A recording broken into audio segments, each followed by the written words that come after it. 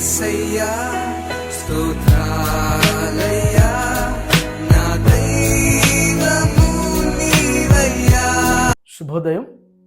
క్రీస్తు నందు ప్రియమైన దేవుని బిడ్డలారా, మన రక్షకుడైన యేసుక్రీస్తు యొక్క పరిశుద్ధ నామములో మీ అందరికీ ఉదయకాల శుభాలు తెలియజేస్తున్నాను. మన టీఎల్సీ అనుదిన ఆహారంలో దేవుని యొక్క వాక్యాన్ని మనం జ్ఞాపకం చేసుకుందాం. ప్రకటన గ్రంథం 2వ అధ్యాయం 2వ వచనాన్ని మనం చదువుకుందాం. నీ క్రియలను, నీ కష్టమును, నీ సహనమును నేను ఎరుగుదును. నీవు దుష్టులను సహింపలేవనియు, అపోస్తులు కాకయే తాము అపోస్తులమని చెప్పుకుని వారిని పరీక్షించి వారు అబద్ధికులని నీవు కనుగొంటివనియు. దేవుని బిడ్డలారా, ప్రకటన గ్రంథానికి మరొక పేరు కూడా ఉంది. ప్రవచన గ్రంథమని, మరొక పేరు భవిష్యత్ గ్రంథమని అంటారు. ప్రకటన గ్రంథానికి ఉన్నటువంటి ప్రత్యేకత మనం గ్రహించాలి. ఎందుకంటే ఇది అద్భుతమైనటువంటి భవిష్యత్తుని నిర్ణయించి, భవిష్యత్తు ఎలా ఉంటుందో మన జీవితాన్ని బట్టి మనకు తెలియపరిచేటువంటి, మన కళ్ళకు కట్టినట్టు కనిపించేటువంటి గ్రంథమే ప్రకటన గ్రంథం. పద్మస్సు ద్వీపానికి మరి యోహాను తీసుకెళ్ళి ప్రకటన గ్రంథాన్ని దేవుడు రాయించాడు. జరుగుతున్నటువంటి సంఘటనలను బట్టి మరి భవిష్యత్తు అనేటువంటిది ఎలా ఉంటుందో అనేటువంటిది భూలోకానికి పరలోకానికి సంబంధించినటువంటి వివరణ అంతా కూడా ప్రకటన గ్రంథంలో దేవుడు యోహానికి బయలుపరిచి రాయించాడు. ఈ భాగంలో మీరు గమనించినట్లయితే దేవుని బిడ్డలారా, 3 విషయాల్ని మనకి ప్రస్తావించబడ్డాయి. దేవుడు మనకి ఉదయం జ్ఞాపకం చేస్తున్నాడు. మొదటి విషయం ఏంటంటే, నీ క్రియలను, నా క్రియలను దేవుడు క్షుణ్ణంగా ఎరిగినటువంటి వాడు. అందుకనే పౌలు కొరింథీ సంఘానికి రాస్తున్నప్పుడు ఒక మాట అంటాడు, దేహంతో చేయబడినటువంటి ప్రతి క్రియలు అంటాడు, అవి మంచివైనా సరే చెడ్డవైనా సరే ప్రతి వానికి కూడా లెక్కప్ప చెప్పాలనేటువంటి జ్ఞాపకం చేస్తాడు. మన క్రియలను బట్టి మన జీవితం ముగింపు అనేటువంటిది మన జ్ఞాపకం చేయబడింది.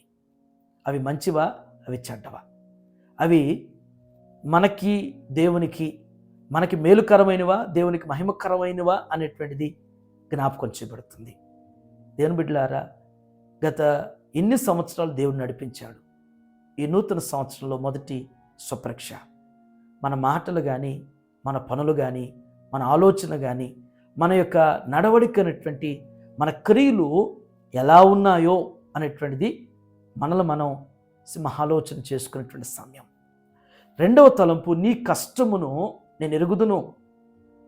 నీ కష్టం మనుషులు ఎవ్వరూ కూడా గుర్తించకపోవచ్చు, మనుషులకు నీ కష్టం కనబడకపోవచ్చు, కానీ నీవు భూమి మీద ఎంతగా కష్టపడుతున్నావో, నీ కుటుంబం కొరకు కావచ్చు, నీ కొరకు కావచ్చు, మరి నీ తల్లిదండ్రుల కొరకు కావచ్చు, లేకపోతే మరి బిడ్డల కొరకు, భార్య కొరకు, భర్త కొరకు, బంధాల కొరకు ఎంత కష్టపడుతున్నామో మన కష్టాన్ని దేవుడు చూస్తున్నాడు.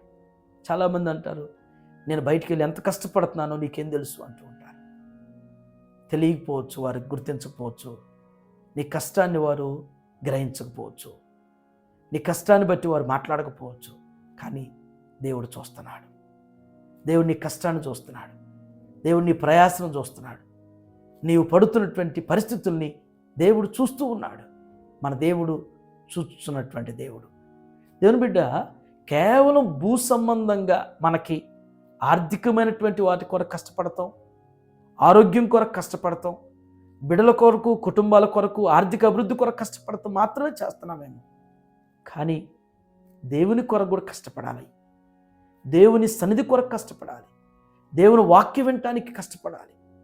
దేవుని వాక్యం ఎక్కడ దొరికిద్దో అని ఎంత దూరం అయినా కానీ దేవునికి సంబంధంగా, దేవుని వాక్యానుసారంగా అలాంటి సంఘాన్ని, అలాంటి సేవకుల్ని నీవు ఎంచుకోవాలి. దేవుని కొరకు కూడా ఆధ్యాత్మికమైనటువంటి ఆత్మఫలం ఫలించే వాటి కొరకు కూడా కష్టపడాలి. 3వ శ్రేష్టమైన తలంపు, నీ సహనమును నేను ఎరుగుదును. నువ్వెంత సహనంతో ఉన్నావో, ఎంత ఓర్పు కలిగినటువంటి వ్యక్తివో దేవుడు చూస్తున్నాడు. మనకి ఓర్పు, సహనం అనేటువంటిది ఒకటే. ఓర్పు, సహనం అనేటువంటి పదాలు ఆ మాట ఒకటే మనలో చాలా తక్కువ ఉంటుంది.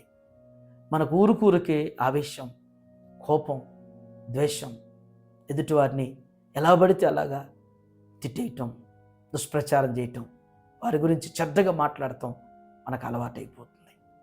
కానీ ఈ నూతన సంవత్సరంలో మనకు ఓర్పును దేవుడు చూస్తున్నాడు. మనం ఏ విధంగా ఓర్చుకుంటున్నామో, ఏ విధంగా సహిస్తున్నామో, సహనం కలిగి ఉంటున్నామో, మనుషులు పెట్టేటువంటి నిందలు కావచ్చు, మనుషులు వేసేటువంటి మనకు కలిగించేటువంటి ఇబ్బందికరమైన పరిస్థితులను బట్టి దేవుడు అంటున్నాడు, సహనం అనేటువంటిది, మన ఓర్పును దేవుడు చూస్తున్నాడు. ఇప్పటి వరకు నీవు నేను ఎంత ఓర్చుకున్నామో, ఎన్ని విషయాల్లో సహించామో, సహనాన్ని కనుపరిచామో, తట్టుకున్నామో, తాళ్ళుకున్నామో దేవుడు చూస్తున్నాడు, దేవుడు ఎరిగి ఉన్నాడు. కాబట్టే మన జీవితంలో దేవుడు కార్యాలు చేయబోతున్నాడు. ఈ 3 విషయాలు, మొదటిది మన క్రియలను ఎరిగి ఉన్నాడు, మన కష్టాన్ని ఎరిగి ఉన్నాడు దేవుడు, మన సహనాన్ని చూస్తూ ఎరిగినటువంటి దేవుడు. ఇప్పటి వరకు ఎలా ఉన్నా ఇక ముందునైనా కనీసం దేవుడు మనల్ని ప్రేమించి నూతన సంవత్సరంలో మనం ప్రవేశపెట్టాడు. మనం మంచి క్రియలు కలిగినటువంటి వారుగా, మనం మన శక్తికి మించి కష్టపడటానికి ప్రయత్నం చేసేవారుగా, పరిస్థితులను బట్టి మనుషుల దగ్గర మన సహనాన్ని, మన ఇరుగు పొరుగు వారి దగ్గర, మన స్నేహితుల దగ్గర, మన బంధువుల దగ్గర, మన ఇంటి వారి దగ్గర సాధ్యమైనంత వరకు ఓర్పును కలిగినటువంటి వారు ఉండటానికి ప్రయత్నం చేద్దాం. అట్రీతిగా దేవుడు మనల్ని బలపరుస్తూ ముందుకి నడిపించనుగాక. ఆమేన్. ప్రార్థన చేసుకుందాం. సకల ఆశీర్వాదములకు కానాభూతులైనటువంటి మా ప్రియ పరలోకపు తండ్రి, మీకు వందనాలు.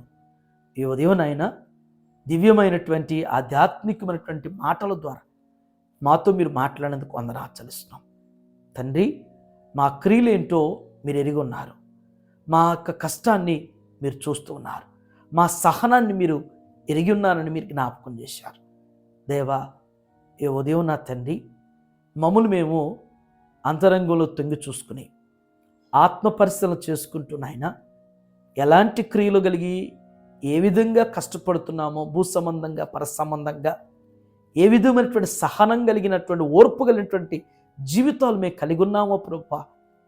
దేవా, మమ్మల్ని మేము గ్రహించుకోవటానికి, మమ్మల్ని మేము స్వపరీక్ష చేసుకోవటానికి మీరు ఈ సమయం ఇచ్చినందుకు వందనాలు చెల్లిస్తున్నాం.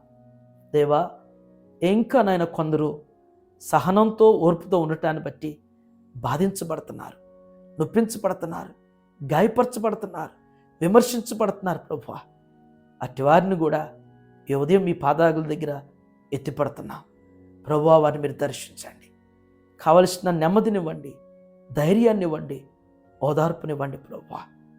వారిని మీరు బలపరచమని ప్రార్థన చేస్తున్నాం దేవా. ఈ ఉదయం టీఎల్సీ అనే ఆహారం చూస్తున్నా ప్రతి కుటుంబాన్ని, ప్రతి బిడ్డను కూడా జ్ఞాపకం చేసుకుంటూ ఈ దినదీవులతో నింపండి. ప్రతి ఒక్కరికి, ప్రతి కుటుంబాన్ని, ప్రతి బిడ్డకి ఆయన ఆరోగ్యాలు, సకల సౌభాగ్యం, శాంతి, సమాధాన, సంతోష, సమృద్ధిని అనుగ్రహించి ఈ సంవత్సర వాగ్దానాలు ప్రతి ఒక్కరి జీవితంలో మీరు స్థిరపరచబోతున్నందుకు వందనాలు చెల్లిస్తూ యేసు నామములో ఈ ప్రార్థన మీకు సమర్పించుచున్నాను తండ్రి. ఆమేన్. దేవుడు మీ అందరికీ తోడైనగాక.